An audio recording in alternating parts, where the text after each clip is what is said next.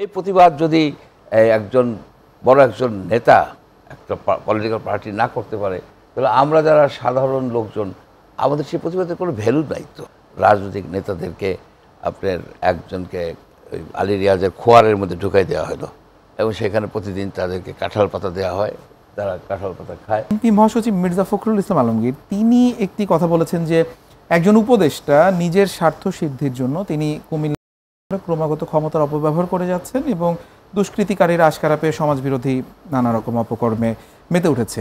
এরকম একটি statement BNP মহাসচিব মির্জা ফখরুল ইসলাম আলমগীর তিনি দিয়েছেন। এই কথাটাকে আপনি কিভাবে বিশ্লেষণ করবেন বা কতটা যৌক্তিক বলে আপনি মনে করেন? নাম উল্লেখ করেন নাই কেন? তিনি হয়তো তার রাজনৈতিক পয়েন্ট অফ ভিউ থেকে তিনি আপনি সেই সাহস যদি ওনার না থাকে, উনি একটা লার্জেস্ট পলিটিক্যাল এটা হয়তো তার সৌজন্যতাবোধ সৌজন্যবোধ না, তাদের সৌজন্যবোধ না করে আপনি তো সকল উপদেষ্টার উপরে একটা ব্লেম নিয়ে আসতেছেন। আপনি যখনই অভিযোগ করবেন স্পেসিফিক্যালি যে কে সে, এখন আপনি একটা ধারণা দিচ্ছেন খুব সম্ভব মুরাদনগর কুমিল্লার আসিফ মাহমুদ সজীব ভূঁইয়া, রাইট? ওনার বাড়ি ওইখানে, কিন্তু উনি কি ওইখানে ওটা করতেছেন, এইসব অ্যালাউ করতেছেন বা এসব উৎসাহ দিচ্ছেন? ওনার বাড়ি হলেই তো হবে না, অন্য আলোচনা দিতে পারে, ইউ নেভার নো। অভিযোগ এই ধরনের মানে মারফতি কথার জন্য আমরা এই পর্যায়ে পড়ছি। উনি ক্লিয়ারলি বলতে পারতেন যে এই উপদেশটা এই কাজগুলি করতে, কাজও বলতে হবে যে এইভাবে যে উনি করতেছেন স্পেসিফিক, এবং তখন আমরা জানতে পারতাম। আমরা এই ধরনের এটার কোনো, আমি উনারই ক্রিটিসাইজ করি, হোয়াই হি ক্যানট। তিনি বলছেন সমাজবিরোধী নানা রকম অপকর্মে, সমাজবিরোধী নানা রকম অপরাধে, ঠিক আছে, কিন্তু কে সে? সেই সাহস যদি ওনার না থাকে, উনি তো লার্জেস্ট পলিটিক্যাল পার্টির এই আপনার জেনারেল সেক্রেটারি, মহাসচিব, একই কথা আপনার জেনারেল সেক্রেটারি। তো এইটাই আমার কমেন্ট যে আমরা স্পেডকে স্পেড বলতে এখনও শিখি নাই। আমাদের দরকার হচ্ছে কঠিনভাবে দাঁড়ায় যাওয়া, যে এইখানে যারা যারা অপরাধ করতেছে বা অন্যায় করতেছে, অবিচার করতেছে, ভুল করতেছে, সেগুলোকে ধরায় দেওয়া বা তার প্রতিবাদ করা।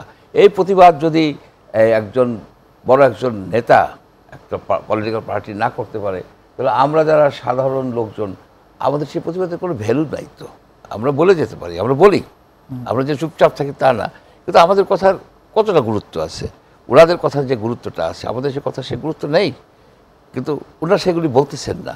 এইখানে এই কালচারটাই আমাদের ডেভেলপ, কালচারটা নিয়ে আসলে প্রশ্ন। তাহলে মনজুর ভাই, এই যে নতুন বাংলাদেশ বা নতুন রাজনৈতিক বন্দোবস্ত যেটি বলা হচ্ছে, যে স্বপ্ন সবাই দেখেছে, মানে সেটি কোন দিকে আসলে তাহলে যাচ্ছে? আমরা এর আগে দেখেছি অনেকে এমনও বলছেন যে গণতান্ত্রিক রূপান্তরের যে পথটা তৈরি হয়েছে সেটি ক্রমেই আসলে হ্রাস পাচ্ছে, বা সেই সম্ভাবনার জায়গাটা আসলেই কি তাই? মানে আপনার কাছে কি মনে হয়, মানে এটি এখনো আশার জায়গাটা আছে কিনা?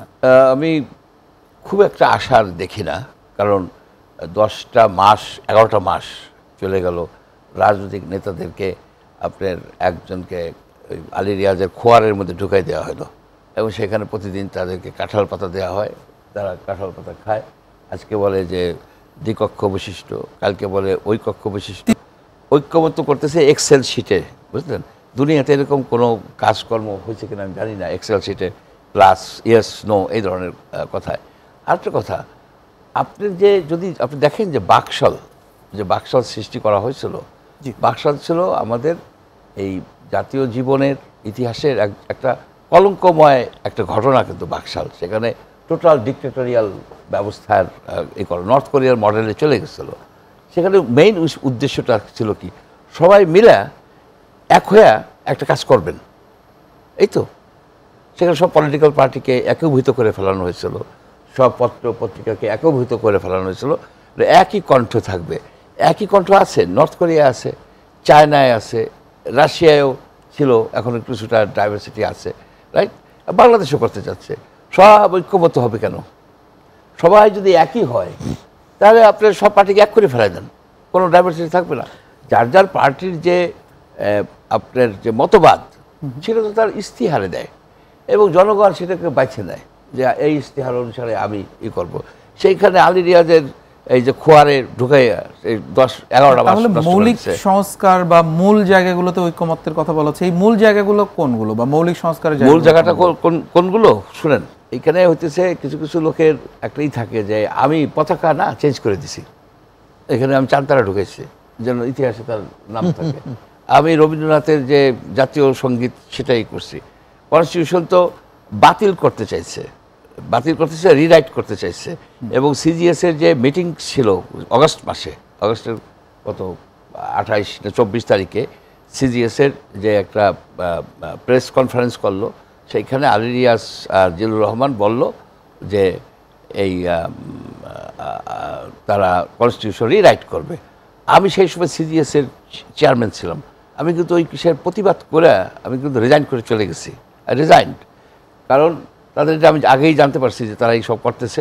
আমি তার 24 ঘন্টা আগে I resigned from that position. কেন? আপনার কনস্টিটিউশনের অ্যামেন্ডমেন্ট করবেন, আপনার কনস্টিটিউশন রিরাইট করবেন কেন? আপনাকে সেই অধিকার কে দিচ্ছে? একজন লোক 40 বছর আগে দেশান্তরী হয়ে গেছে, অন্য দেশের ভিন দেশের নাগরিক, সে তাকে সে এইগুলি করবে কেন?